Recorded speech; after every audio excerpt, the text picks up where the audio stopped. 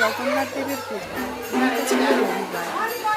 উল্টো রথ উপলক্ষে আমাদের রান্নাবান্নার ছোট আয়োজন করে নিয়েছিলাম। জোগাড় করতে করতে দিনটা যে কীভাবে কেটে গেল কিছুই বুঝতে পারলাম না।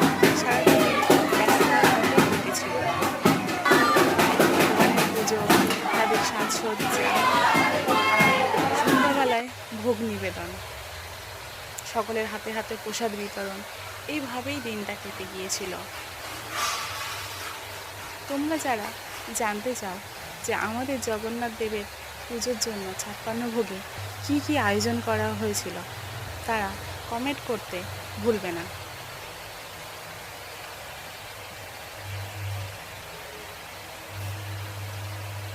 আমরা তো তোমরা কীভাবে এই রথযাত্রার দিনটা উপভোগ করেছে অবশ্যই জানাবে।